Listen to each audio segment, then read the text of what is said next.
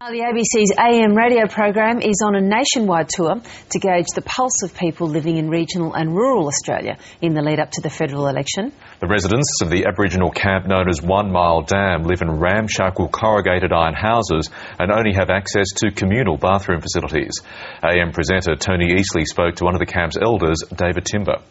Over this way, David, we've got a house here. Yeah. So how many people would be living in that place? There'd be over 20. Well, right now, there's not many there. So what is it? It's a 2 or 3 bedroom house, presumably. No, it's not a 2 or 3 bedroom house. It's just one big room. Yeah, 4 walls, and that's it. Everyone lives in it. And then you've got a spillover of people. They're in the tents. Yep, that's correct. Yeah, that's their families and friends. And so are they necessarily from here, or they're out of town? No, not really. They've asked me if they could move here, and I said, yeah, you can move here. But then again, you'd have all the families and friends come along, want to stay. It's a pretty good camp, though.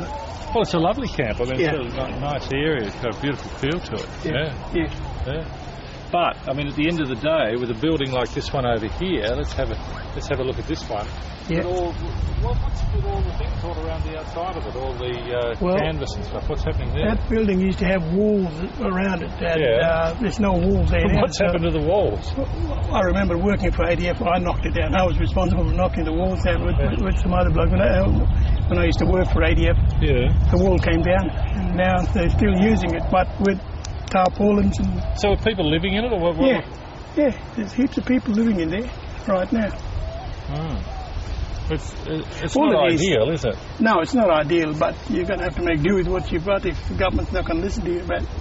But again, I get back to you, is it the government's problem with that, or is it the Aboriginal corporation that is overseeing the site? You see what I mean?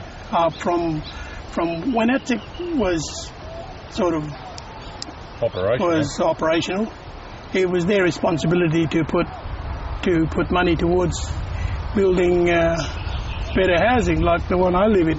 Yep. But those tin sheds have been there since after the cyclone they were built. There's about 4 of them. Yeah, that's going back a long way. Yeah, that's going back a long way. And but you've still got even though they're very old, you've still got families living in them. Yes, you have families living in them. And they're all sharing this one toilet block. That is true. That's correct. Okay. Yeah, a lot of these houses that were built after the cyclone, they just got 4 walls and that's it. No separate bedrooms, anything like that, and a tap, and that's it. How long have you been in 1 Mile Dam camp? I've lived here now for about 22 years. You reckon you'll live here for another 22? I'll probably die here, I'll probably die. You're happy to stay here even though it hasn't got I'm pretty happy. The facilities, though? That's right, even if there's no facilities, it'll be good to have facilities here. Yeah. I've been asking for the governments and... You don't seem angry about it, though. You seem quite happy. You're pretty happy sort of bloke. Well, if you try and bloody do yourself up a bit, you get a bit worked up, you probably get sick.